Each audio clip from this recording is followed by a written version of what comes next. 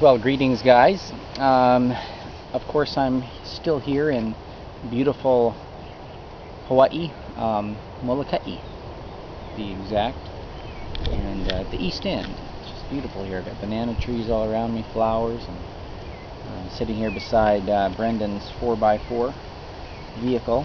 I wanted to talk about something here that is pertinent at this time, and especially in my life and for this island to know.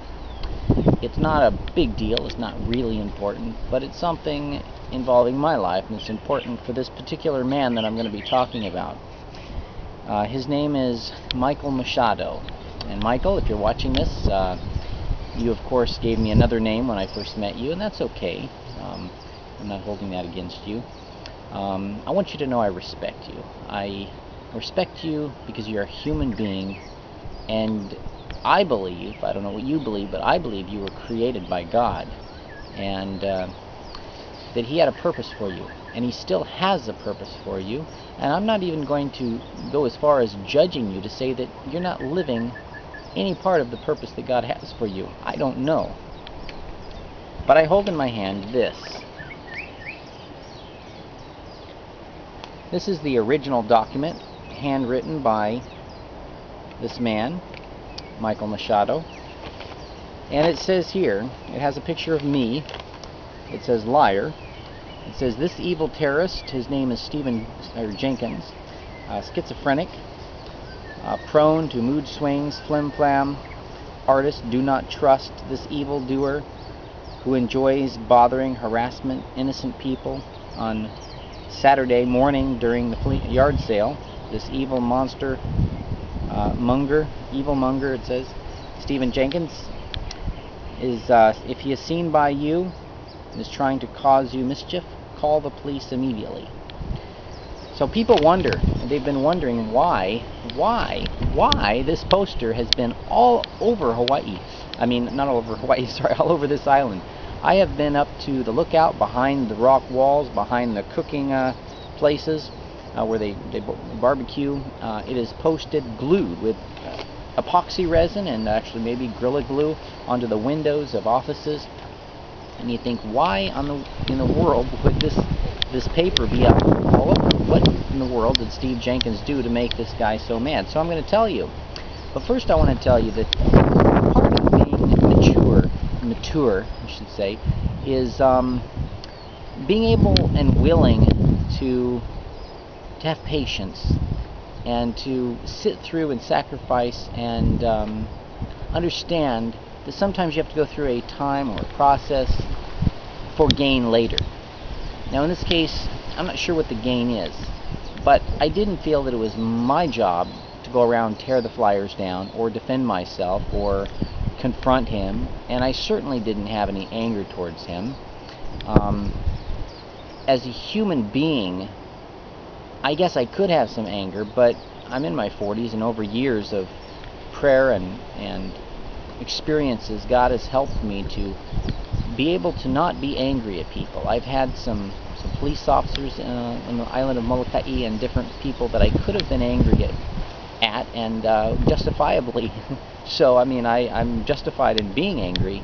Of course I don't approve, and I'm very indignant at the actions of some individuals, but I don't want to actually hate the individual, the person, because I believe they're prone to change, and that's what I'm after. I'm after helping people change through my own, of course, my own character, my own representation of how I feel a person should be, my own example, if you will. So we've all heard, there's all kinds of phrases, do what I say, don't do what I do. Well, I would like you to do what I do, and if I preach something, I'd like to actually follow what I preach as well. Sometimes people are hypocrites. I may be a hypocrite in some areas. I'm still growing, I'm still learning. But I want to make it very clear that I do not hate this man, and I want to explain why. I was warned not to have anything to do with him. And that goes against my nature. When someone tells me, don't talk to this person, you know what I do? I go talk to them. They say, don't love them, don't help them, don't feed them. That's exactly what I do, is I go and try to get to know that person for who they are. First of all, I don't like people gossiping, and I don't like being gossiped about, and I like to defend the underdog, and I want to help people that maybe they haven't been given a chance, maybe they have, but I'm not going to be the judge of that. I'm going to try to give them a chance. I'm always going to give people a chance, even a second chance, maybe a third chance. I'm not sure how many. God says forgive 70 times 7, which basically means indefinitely, and we're told that if we don't forgive, God won't forgive us. So there was some violence at my place when he was there, and I had to ask him to leave and actually involve the police in removing him from the place. The police actually then asked my help finding him, and I believe that if he's honest, if he's sincere, if this man Michael Machado is indeed a good person, that his character, his personality, the truth will set him free. And I was not worried that if he was a good person, he would not be in trouble, and if he wasn't, and the evidence led to something, maybe going to prison or going to jail, then that was his own doings. But as far as helping and working with the police department, that is something that I am bound by laws. I'm a mandate reporter. I have to do that. Now, I really try my best. I am not a snitch. I don't like getting involved in people's lives, but when it comes to violence, hurting someone, hurting a child, physically touching and through bodily contact and harming someone, those things, I have no tolerance for those things. There's certain things I just don't have tolerance for. I'm not the avenger, but I am going to report, and I am going to let the law deal with those things. So this really caused him to dislike me. I didn't go after him in any way.